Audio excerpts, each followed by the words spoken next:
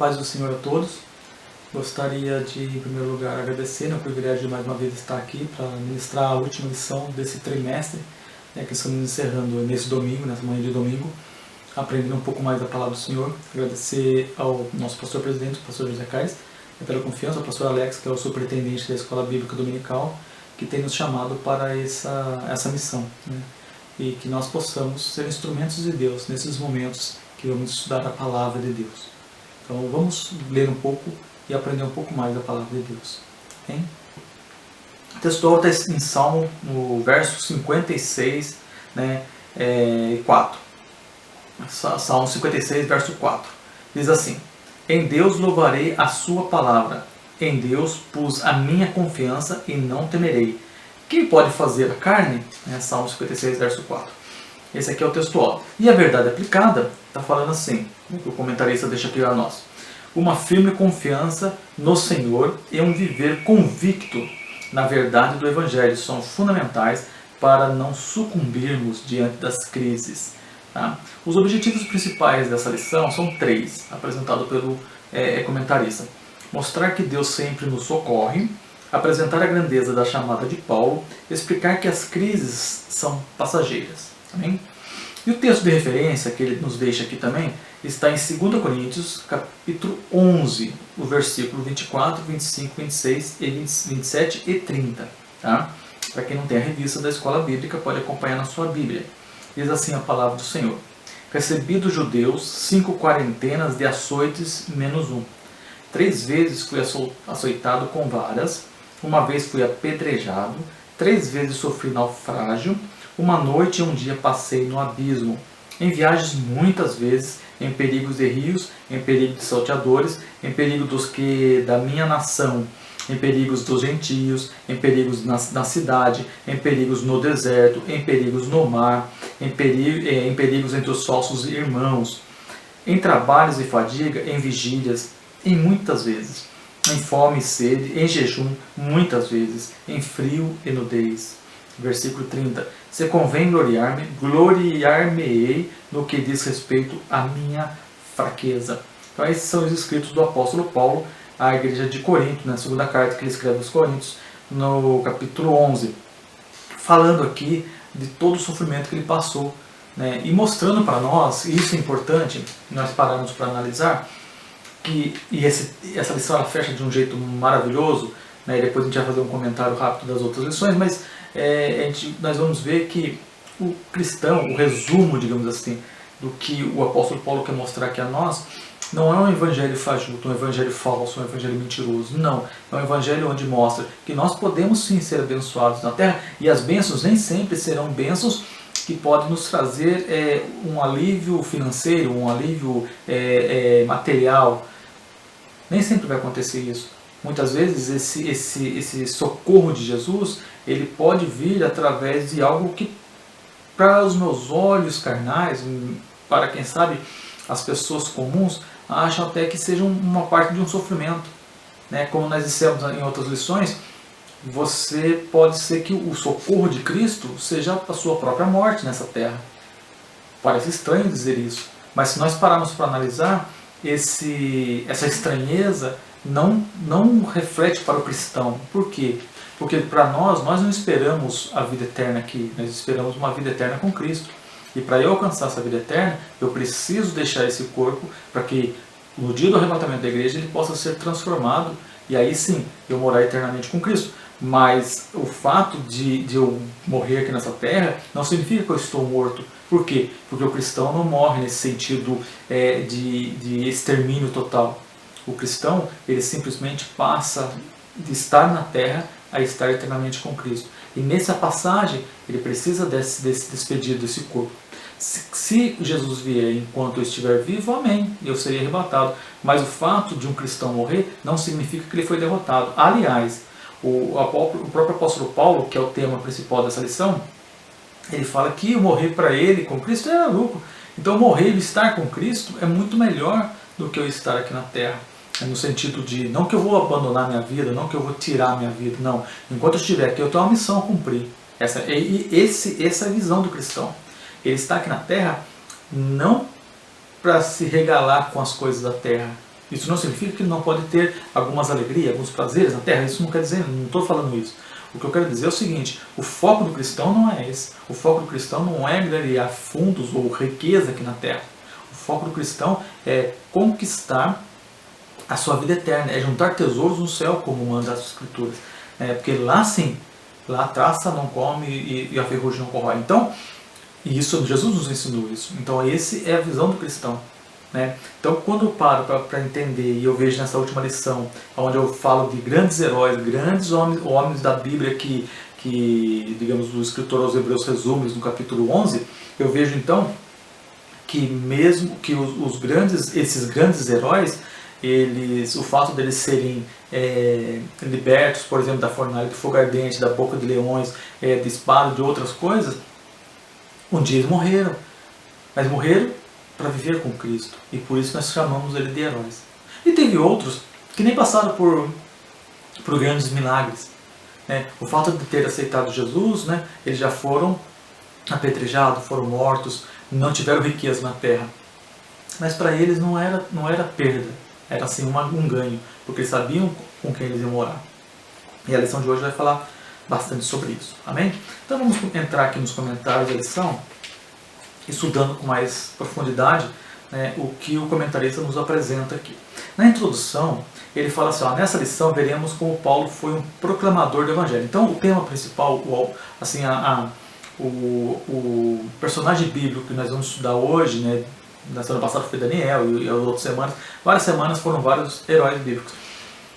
O tema principal dessa lição, então, aqui é Paulo, tá? Então nós vamos falar sobre o apóstolo Paulo. Nessa lição veremos como Paulo foi um proclamador do Evangelho e como Cristo lhe deu forças para enfrentar as prisões, açoites e perseguições. Apesar de tanto sofrimento, Paulo não abriu mão da sua caminhada cristã. Então, podemos ver que não existe nenhuma contradição no que eu falei. Nós vamos falar de um homem que foi escolhido por Cristo, foi Cristo que foi até ele quando ele estava a caminho de Damasco, foi Cristo que derrubou ele do cavalo, foi Cristo que o resgatou, foi Cristo que o cegou, foi Cristo que o levou, foi Cristo que o doutrinou, que o ensinou para que ele pudesse ser um grande evangelista, um grande proclamador do Evangelho.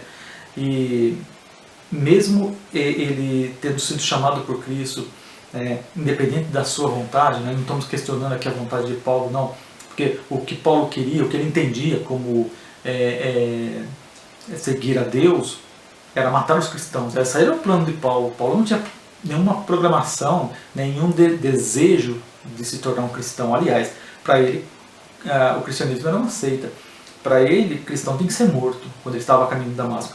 Mas nós vemos ali Cristo escolhendo, Cristo chamando, Cristo comissionando, como Cristo tem comissionado você, a mim, que Cristo tem nos chamados. E esse chamado, quando Ele nos chama, o Espírito Santo nos convence do pecado, nós vamos até Ele. É porque Cristo nos chamou. E ao Ele me chamar, como chamou Paulo, nós estamos agora sobre a sua tutela. Ele nos chamou e nos comprou. E o fato dele ter nos comprado, nós passamos a pertencer a Cristo. E pertencendo a Cristo, então eu faço a vontade do meu mestre. É assim que a Bíblia nos ensina. Então, quem é comissionado, quem é chamado, ele automaticamente vai seguir o que o Cristo mandou. E o importante é que o fato dele não tendo buscado mesmo assim, essa escolha de Cristo trouxe para ele prisões, açoites e perseguições, que está escrito aqui na lição. E sofrimento, apesar de tanto sofrimento, ele não abriu mão, ele não saiu da caminhada cristã, porque ele sabia que ele pertencia a Cristo, que agora ele era comprado pelo sangue de Cristo. E ele entendeu que Cristo era o Messias pregado, ensinado pela lei, mostrado por Deus no início do mundo, nós vemos no Éden, o Cristo que foi falado na lei, que foi anunciado e foi mostrado ali em todos os rituais, o Cristo, o Salvador, e nós vemos depois os próprios profetas falando desse Cristo, esse Messias que viria. E esse Messias que viria agora se apresenta a Paulo, e Paulo entende, por ser um estudioso da palavra, ele conseguiu entender que ele estava diante agora desse Messias. Então ele não saiu dessa caminhada, porque ele sabia que ele pertencia a esse Cristo. Bem, as lições desse trimestre, como eu disse, elas falaram, principalmente, elas vão falar sobre essa transformando as adversidades da vida, adversidades, em cenários de milagres e vitórias. A lição 1, ela fala sobre prosperando em meio às crises. A 2 vai falar sobre as adversidades e oportunidades. Diante do caos iminente, Deus nos concede o escape. Crise também é oportunidade de recomeço. Enfrentando gigantes, na lição 5, enfrentando gigantes e conquistando vitórias. Na lição 6, usando a fé diante dos confrontos. A 7 fala sobre o Senhor peleja pelo seu povo. Confiar no Senhor em todo tempo. A lição 8. A 9 fala sobre a soberania de Deus em meio às crises. A 10, atravessando a crise com perseverança. A 11, enfrentando as fornalhas da vida, que ele vai falar sobre os 3 jovens lá que foram levados para a Babilônia. A 12, que foi a semana passada, o fiel experimenta socorro divino mesmo em tempos de crise. Aqui ele vai falar sobre Daniel, quando enfrenta ali aos 80 anos os leões, quando ele é jogado na cova dos leões. E a 13ª, que é a nossa de hoje, ela vai falar então perseguido, mas não derrotado. Nas 12 lições anteriores, vai mostrar sempre os heróis aqui tendo vitórias. E na lição 12 eu tive a oportunidade e privilégio de poder ministrar uma mensagem sobre o mesmo tema.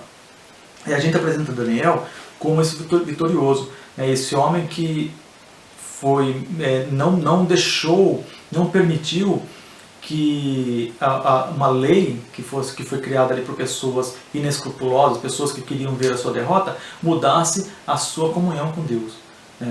E Deus o livra da boca dos leões. Mas Deus o livrou por quê? Porque Deus queria mostrar o seu poder para aquele povo. E ao mesmo tempo Deus amava Daniel. Mas o fato de amar Daniel não significava que Deus tinha que fechar a boca dos leões. O amor de Deus não estava condicionado a fechar a boca dos leões. Do mesmo modo que os 3 jovens, quando eles estão frente a frente com o rei Nabucodonosor, e o rei Nabucodonosor toca os instrumentos e eles não se prostram, e aí eles são acusados disso, e o rei chama eles e fala: é de propósito que vocês estão fazendo isso? Eu vou tocar novamente os instrumentos e vocês vão se prostrar. E ele desafia: quem é o Deus que vai fazer isso? E os jovens não deixam nem ele terminar a frase. O jovem fala assim: olha, nós nem precisamos responder sobre esse negócio. Por quê? Porque o Deus que nós servimos, esse Deus que nós servimos, nós não o negaremos, ou seja, nós não nos prostraremos diante dessa estátua que você levantou. Então não precisa trocar esses instrumentos, nós não vamos nos prostrar. Por quê? E esse Deus, ele pode nos livrar da fornalha de fogo. O que ele estava dizendo ali? Se não livrar, não significa nada para nós, nós simplesmente vamos continuar adorando a Ele. Nós vamos ser queimados vivos, mas vamos continuar adorando a Ele. O nosso amor para com Ele, a nossa gratidão para com Deus, a nossa submissão para com Deus, o nosso servir para com Deus, não está condicionado ao que Deus vai fazer para mim. O mais importante é que eu não vou servir, porque eu já conheço o seu poder. Eu já sei o que Deus tem feito pelo seu povo e o que eu tenho ouvido sobre o que esse Deus tem feito. Tá? Então, muitas pessoas, muitas das vezes, eles condicionam o adorar a Deus por alguma coisa que Deus vai dar. Esse é um dos maiores erros. A igreja, você como cristão, não pode condicionar o amor que você tem para com Deus, o servir para com Deus, para o que Deus vai te dar. Quando Ele não te dá, você abandona. Existe uma gama de crentes hoje que não são crentes, que não são chamados por Deus. Por quê? Porque o amor deles está condicionado a alguma coisa. Se ele não vai na igreja e ele não ouve o que ele quer ouvir, ele simplesmente abandona a igreja. Se ele vai a um culto e ele quer receber alguma coisa e ele não recebe, ele simplesmente abandona o evangelho.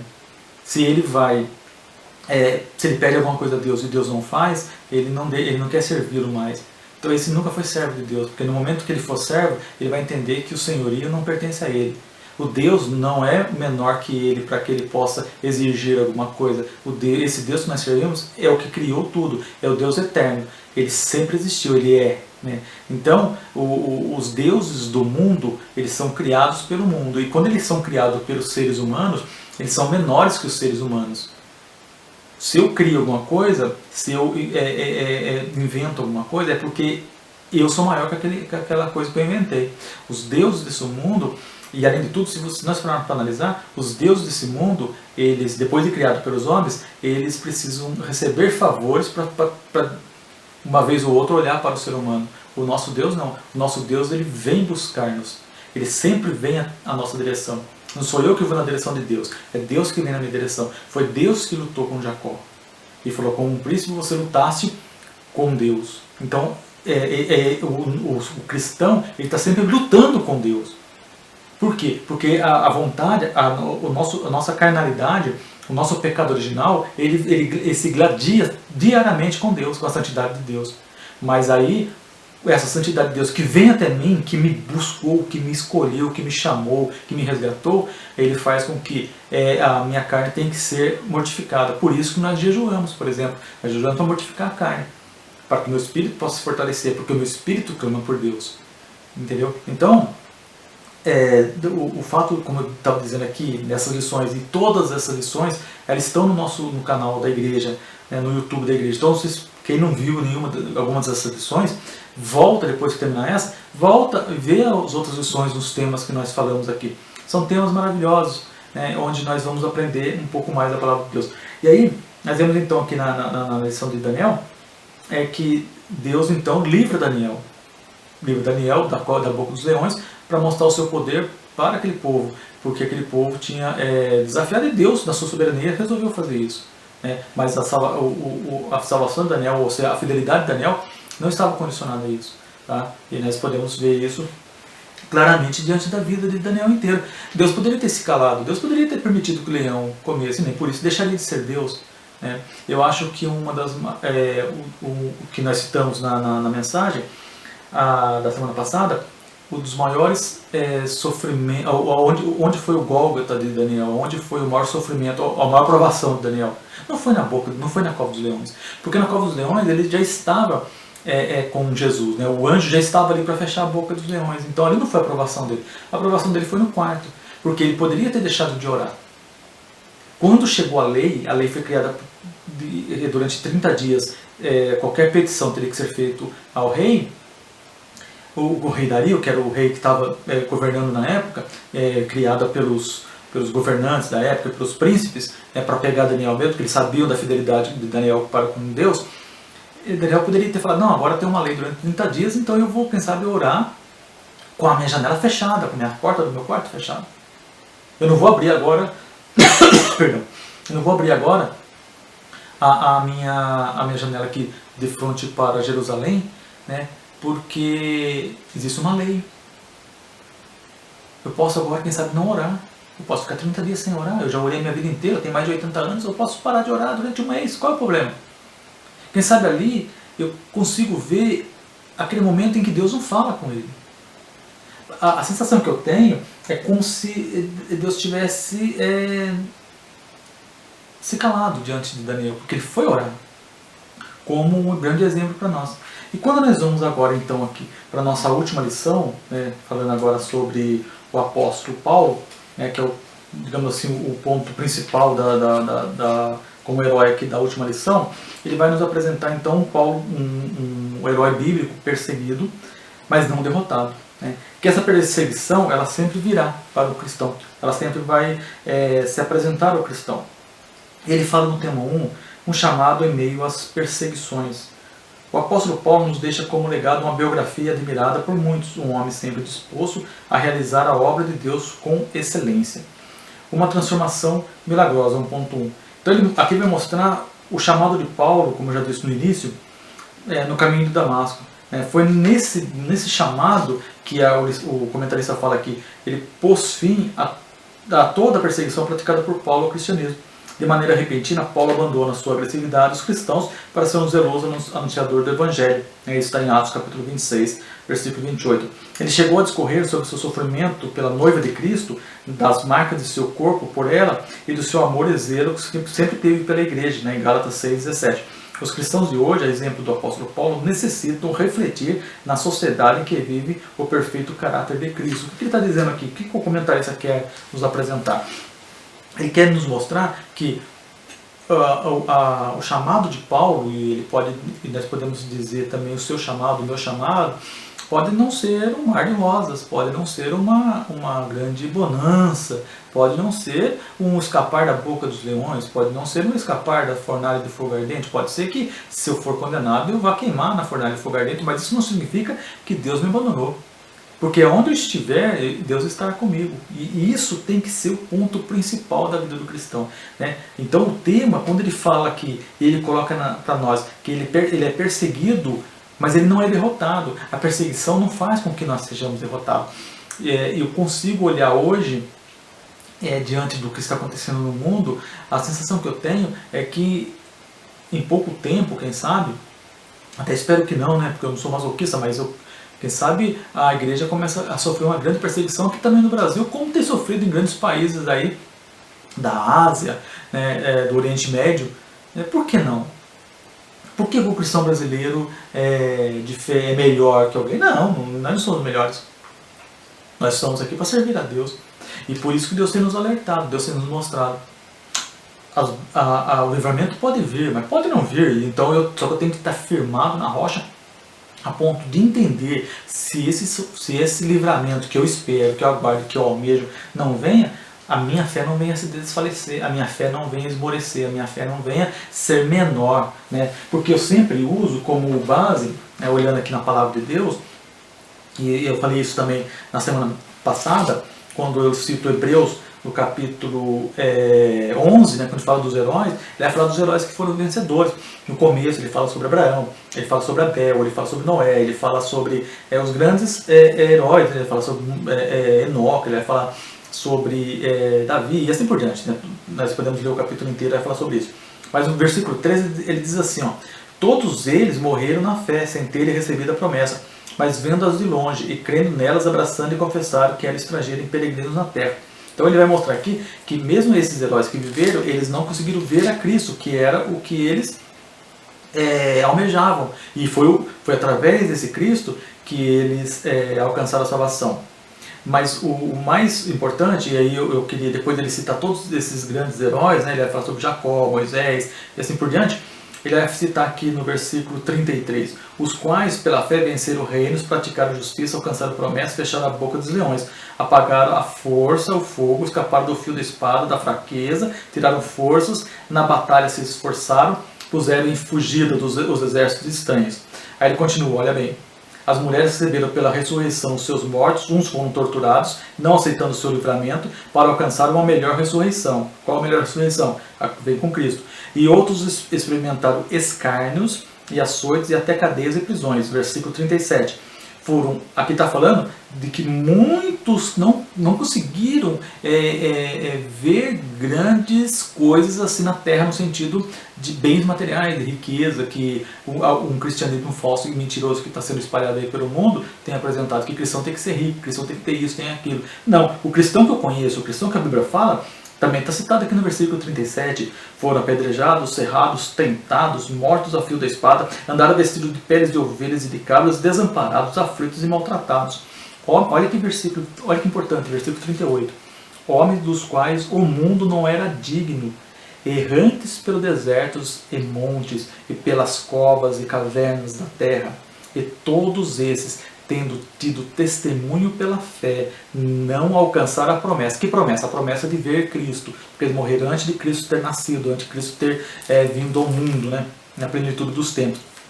Versículo 40. Provendo Deus alguma coisa melhor a nosso respeito, agora para nós, para que ele, sem nós, não fosse aperfeiçoados. E aí ele vai mostrar então no capítulo 12, falando sobre nós agora, que podemos olhar para Jesus, que é o autor e consumador da fé, porque esse Jesus já veio, já está, e a história já apresenta ele. Então, Paulo, ele foi, como nós lemos aqui na parte 1, ele já começa a mostrar para que ele veio, para proclamar esse evangelho, e o evangelho verdadeiro, o evangelho que vem de Cristo. Tá? 1.2, sua missão era maior do que a sua dor. Né? Olha que importante. Qual é a sua missão? Será que a sua missão ela é maior do que a sua dor? Ou você prefere ter menos dor e ter uma missão mais rasa? Ou passar apenas por essa terra? O apóstolo Paulo é um exemplo de obreiro que cumpre sua missão, mesmo num contexto de perseguição e desprezo.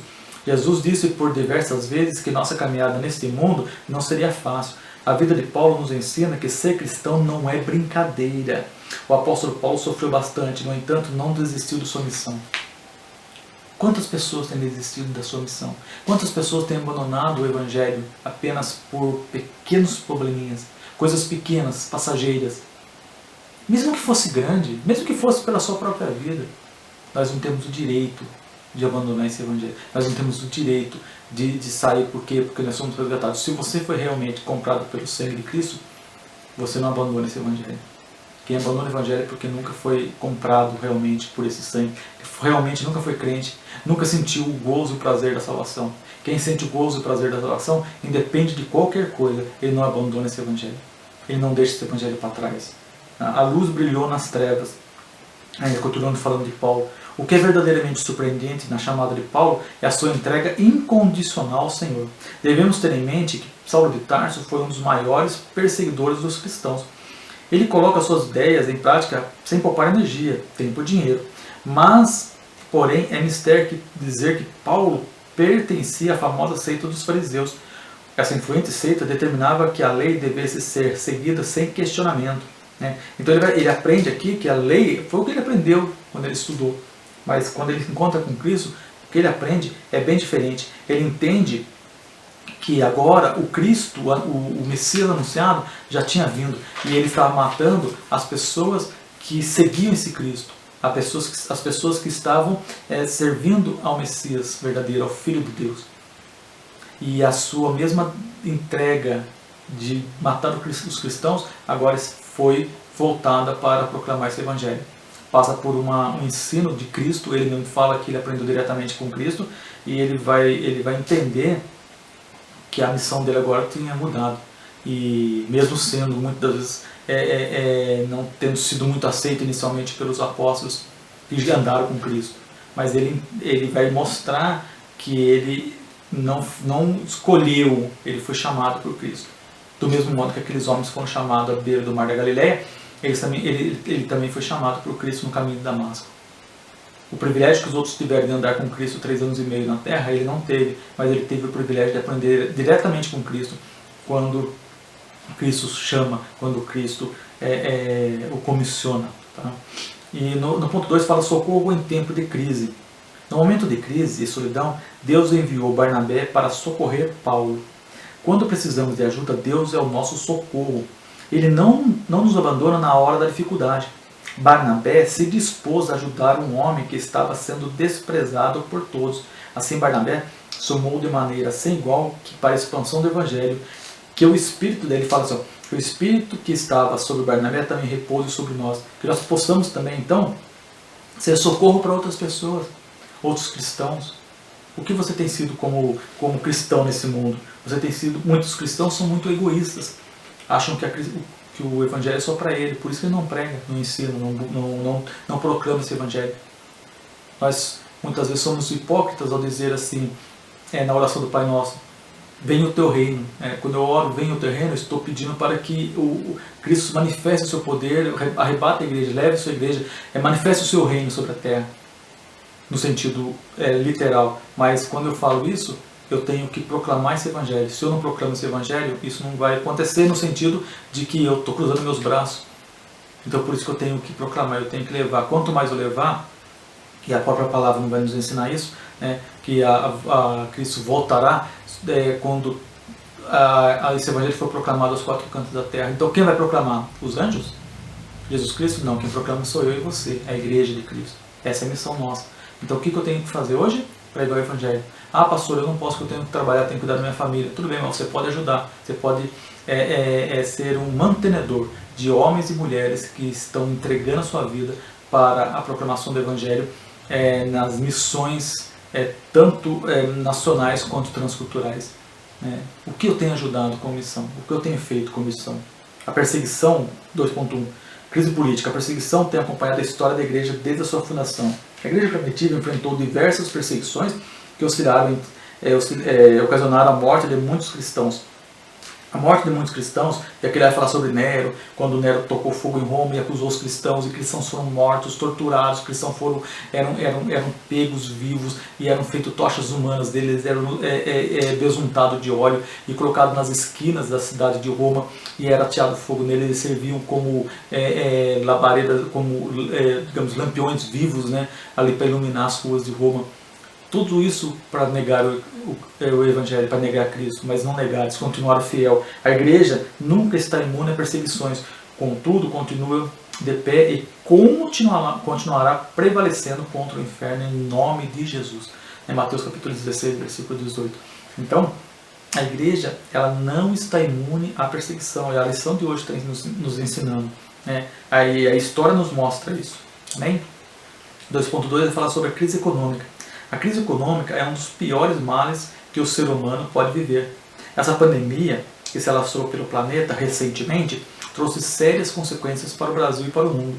Também no período da Igreja Primitiva, existiram milhares de pobres e necessitados que eram amparados pelos cristãos. O amor por seus irmãos em Cristo induziu Paulo a organizar uma coleta a fim de socorrê-los. Ele mesmo administrava um fundo para os cristãos pobres da Judéia. Está escrito em 1 Coríntios capítulo 16, versículo 1 a 3. O que vemos então? Que a liberalidade acompanhada do cuidado com os muitos humildes fez com que muitos servissem a Cristo pelo exemplo dos fiéis. Olha que lição maravilhosa, olha que exemplo maravilhoso o que o comentarista está mostrando aqui para nós. Que diante da crise econômica, ele pode citar aqui, nós estamos vivendo uma pandemia no mundo e isso também está gerando uma crise econômica. Nós vemos que a igreja se reunia, isso mostrando já na igreja primitiva, a igreja se reunia para os mais abastados ajudarem os mais necessitados. E isso fez com que a igreja se tornasse liberal. E que ele fala assim, que a liberalidade acompanhada do cuidado com os muitos humildes fez com que muitos servissem a Cristo pelo exemplo dos fiéis. A minha pergunta é, o que a igreja, e eu estou incluindo a mim, você e todos que estão ouvindo essa lição, tem feito pelos necessitados? Será que muitas igrejas têm se tornado grandes impérios, né, impérios maiores que grandes empresas multinacionais, com muitos homens ricos, muito ricos, que esbanjam poder e dinheiro, enquanto que muitos estão à beira do caminho, mergulhados na crise? Pessoas que muitas das vezes foram fiéis ofertantes, fiéis dizimistas, mas que perderam o emprego e muitas das vezes estão, quem sabe, até hoje passando fome ou necessidade, sem ter como pagar uma energia elétrica, sem ter como pagar a água, sem ter que colocar o alimento na mesa para os filhos. Homens e mulheres fiéis. E eu fico perguntando para mim assim, o que eu tenho feito como igreja? Para onde, se esses homens foram tão fiéis a Deus e foram liberais, aonde está a igreja? Eu estou falando aqui da igreja primitiva fazer isso, e é o exemplo para nós. Onde está a igreja hoje do século XXI? A igreja evangélica, eu estou falando do modo geral, não estou citando um ou outro, estou falando do modo geral. Estou falando apenas o que a palavra está dizendo, fazendo uma pergunta apenas para nós, para refletirmos. Onde a igreja está, o que a igreja está fazendo para esses pobres e necessitados? Eu não sei até onde vai essa lição, esse vídeo de hoje, mas quem sabe poderíamos refletir mais, poderíamos pensar mais. Será que não seria um momento, quem sabe, de nós olharmos melhor para as pessoas que se entregaram tanto? Eu fico triste de ver que a crise econômica não só atingiu o ímpio ou não crente, mas ela atinge a todos, todos que estão debaixo do sol, e inclusive a igreja. E cabe à igreja, essa é a lição dela, que prega o Evangelho, que leva Jesus, também socorrer o pobre. Porque naquele dia o próprio Jesus diz assim que quando eu tive fome, não me desse de comer. Será que o Jesus que andou sobre essa terra, que viu crises, que viu tanta coisa, tem visto, né? Através de sua onisciência, onipresença, ele tem visto nós como igrejas enganjadas em socorrer o necessitado? Apenas tem olhado somente para o meu umbigo? Uma pergunta para refletir. Continuando aqui. Crise espiritual 2.3. As heresias estavam presentes na igreja, fazendo mal a muitos. Paulo quase foi morto por adoradores da deusa Diana. Os ourives estavam mais preocupados com o seu ganha-pão do que com a sua fé. Alguns rituais praticados pelos cristãos despertaram desconfiança por parte dos romanos, por ser por se tratar de um povo politeísta, né, que adorava vários deuses, eles não conseguiam entender como o cristão não adorava a ídolos em outros seus cultos e como se colocavam de pé e de olhos fechados, orando sem nenhum elemento visível. Diante de tanta crise, tamanha crise espiritual por parte de muitos, Paulo consolidou a sua fé em Cristo, tendo a certeza de que Ele era o seu socorro. Cristo é o nosso socorro. Não importa a crise espiritual que o mundo esteja passando, Cristo é o nosso socorro. Parte 3 da lição vai falar sobre a provisão de Deus em tempos difíceis. Temos um Deus que supre todas as nossas necessidades. Assim como cuidou do povo de Israel no deserto, Deus cuidou de igual modo de Paulo e tem cuidado da igreja até os dias de hoje. Devemos confiar no Senhor. Devemos ser dependentes do Senhor em tudo que fazemos. Paulo foi atormentado e preso juntamente com Silas por expulsar de uma jovem um espírito de adivinhação que dava grande lucro aos seus senhores. Podemos ver isso em Atos capítulo 16, versículo 18 a 20. Contudo, em meio à crise, Paulo não perdeu o ânimo e, juntamente com Silas, não abriu mão de louvar ao Senhor. As circunstâncias não o impediram de ser uma bênção mesmo na prisão. Esse período da vida de Paulo, quando ele expulsa esse demônio que estava sobre a vida dessa jovem, esse demônio da adivinhação, ele causou grande prejuízo para os ricos daquele lugar. E aí ele é levado preso, os dois são levados presos, açoitados e presos. Mas mesmo ali na prisão, o que Paulo fez, o que Silas fizeram? Foram cantar e louvar o Senhor. Então nós vemos aqui Paulo e Silas orando a Deus, cantando louvores, e Deus os livra da prisão. Era um desejo de Cristo de livrar-nos da prisão. E eles são livres. E aí nós aprendemos aqui que diante dessa crise, né, desse tempo difícil que Paulo e Silas estavam passando, eles puderam confiar no Senhor. E aprove Deus querer livrá-los naquele momento da prisão. Tá? 3.2. Nada pode nos separar do amor de Cristo. A vida do apóstolo Paulo nos faz ver seu sofrimento constante por onde passava. Prisões, espancamentos, apedrejamentos, naufrágio, emboscadas, roubos, insônia, fome, perseguição, solidão, doença, desidratação, entre outros. Foi um homem sofredor, como os grandes homens de Cristo, como os grandes proclamadores do Evangelho. Tem pessoas que querem se proclamar o Evangelho, querem ser um missionário, mas não computa, digamos assim, não coloca na ponta do lápis a parte do sofrimento. Acho que quem sabe fazer missão seja apenas um passeio turístico. Só que fazer missão é totalmente diferente. É uma entrega total. E pode ter certeza, haverá perseguição, haverá sofrimento, haverá dor, haverá, como ele diz aqui, naufrágio, emboscadas, roubos, insônia, fome. Nem por isso você vai abandonar Cristo, porque você está fazendo uma missão não para a sua glória, para a glória de Cristo.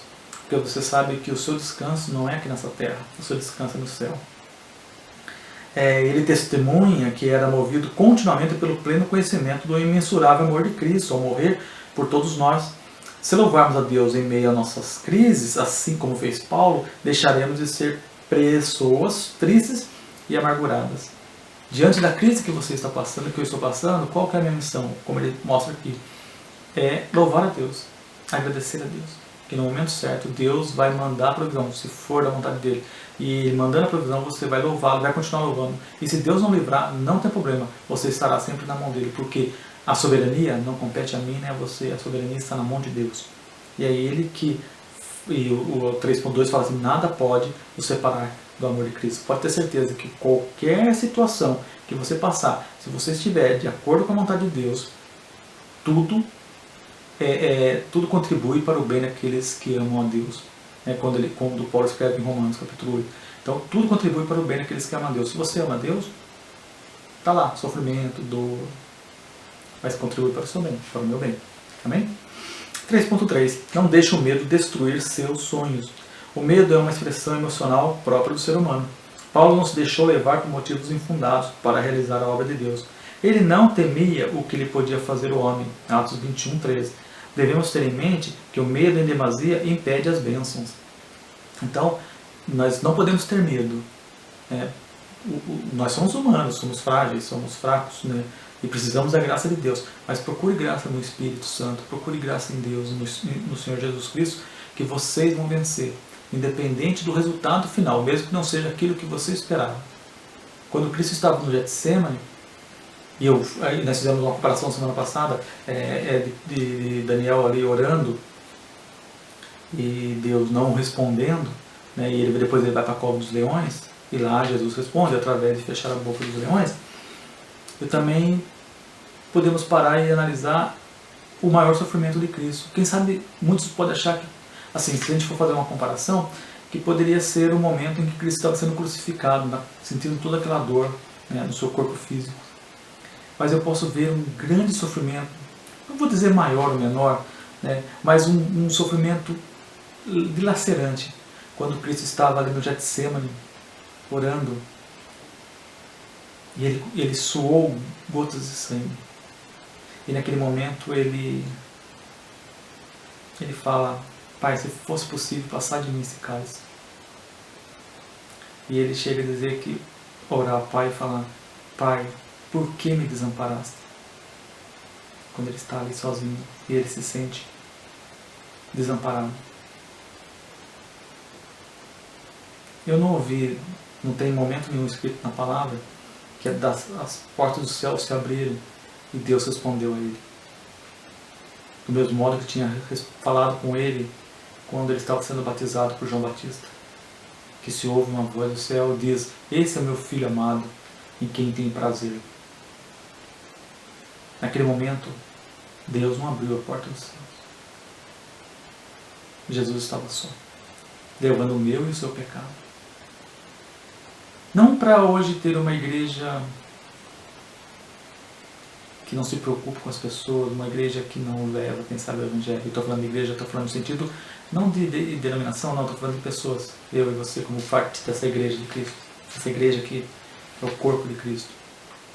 A igreja que Cristo fundou, que Cristo tem lutado por ela, essa igreja que não morre, que vai ser arrebatada, é uma igreja que anda pelos passos desse Cristo, que caminha de acordo com essa palavra, que busca o conhecimento dentro da sua palavra, que entrega, como Paulo se entregou, como Paulo se dedicou, como Paulo não deixou que as coisas desse mundo o afastasse dessa palavra.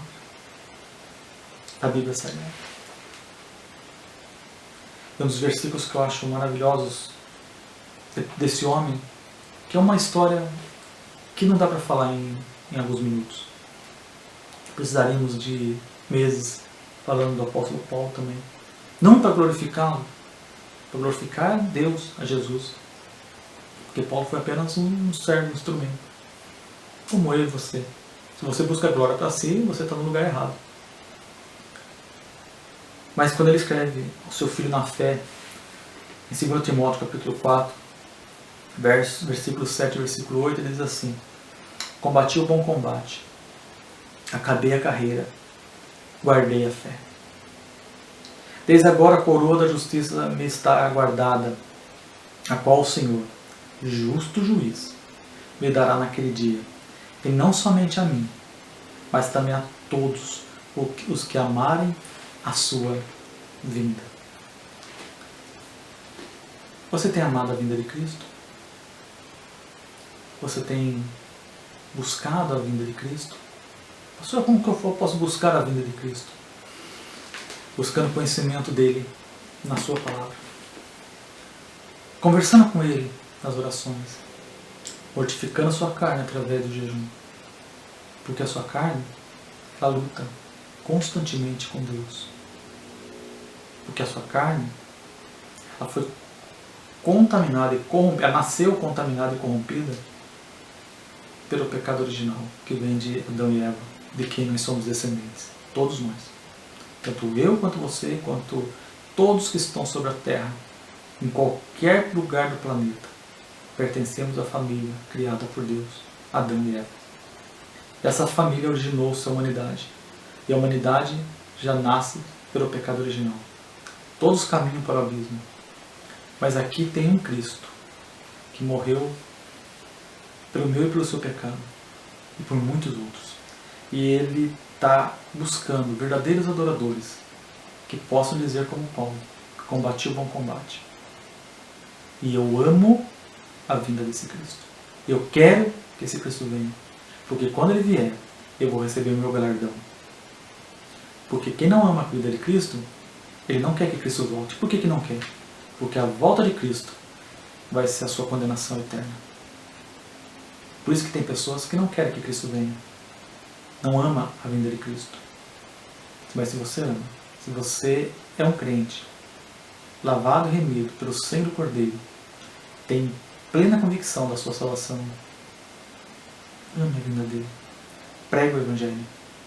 E não se esqueça que diante das dificuldades, diante das adversidades, como mostrou as 3 lições desse trimestre, que fala transformando as adversidades em cenário de milagres e vitórias.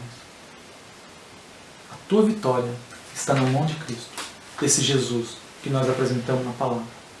Então, se você não tem lido essa palavra, se você não tem buscado conhecimento nela, não entre em meras discussões. Aprenda a palavra. É na palavra que eu me sustento. É na palavra que eu me coloco em pé. E é na palavra que eu tenho a plena convicção da salvação em Cristo. Por isso que nós amamos a convicção, amamos a ressurreição de Cristo e o arrebatamento da igreja. A volta de Cristo. A volta de Cristo tem que ser amada pela igreja. Então, ensine e busque. Porque Jesus nunca vai te desamparar. Independente do resultado que você tenha, pode ter certeza que Jesus sempre vai fazer o melhor para mim e para você. Sempre. Porque Ele é o nosso Senhor. Nós não pertencemos a nós. Somos servos dEle, comprados pelo sangue precioso dEle. E esse sangue não tem preço. Então nada pode me comprar de Cristo, porque esse sangue não tem preço. Amém? Eu agradeço a oportunidade, agradeço o privilégio de estar aqui em mais essa lição, encerrando esse trimestre. E espero que Deus tenha falado ao seu coração como tem falado ao meu coração. E que nós possamos orar para que a igreja se desperte para pregar o Evangelho, para estudar mais, para buscar mais. Mas uma palavra verdadeira, uma palavra transformadora, uma palavra de ensino, de transformação. É isso que a igreja tem como missão sobre a terra. De ensinar para que a vinda de Cristo venha. Por isso que nós amamos ela. Porque lá vamos receber o nosso galardão. Amém. Obrigado a todos. Vamos fazer uma oração? Senhor Jesus, meu Pai, te agradeço por esse momento que nós passamos aqui, esses poucos minutos, aprendendo a Tua Palavra. Senhor, que nós possamos realmente nos entregarmos a Ti. Realmente entender que diante de qualquer adversidade, qualquer sofrimento, qualquer luta que eu esteja passando, o Senhor está no controle das nossas vidas. O Senhor está no controle da nossa vida, da nossa alma. Que nós possamos, Senhor, realmente sermos abençoados por Ti, guiados por Ti, direcionados por Ti, conduzidos por Ti. Senhor, que nossas vidas venham ser vidas de bênção e que os momentos tristes que algumas vezes nós passamos são momentos que não fazem com que nós venhamos a nos afastar de Ti. Que a nossa entrega seja verdadeira e real e que nós possamos ter a convicção que somos guiados por Ti. Senhor, te agradeço. Agradeço por toda a liderança da igreja que tem buscado aprimorar o estudo da Tua Palavra. Que nós possamos ser capacitados por Ti. Capacita os pastores, os professores, todos os obreiros, os dirigentes das congregações que têm se dedicado à Tua obra. Que cada um possa fazer a diferença, proclamando esse Evangelho, levando esse Evangelho aos 4 cantos da terra. Não só aqui em Jundiaí, mas em todo o Brasil e até os confins da terra, em vários lugares do mundo. Comissiona pessoas, Pai, homens e mulheres, que possam pregar a Tua Palavra. É no nome santo de Jesus que eu te peço as bênçãos e te agradeço. Amém. Amém. Obrigado.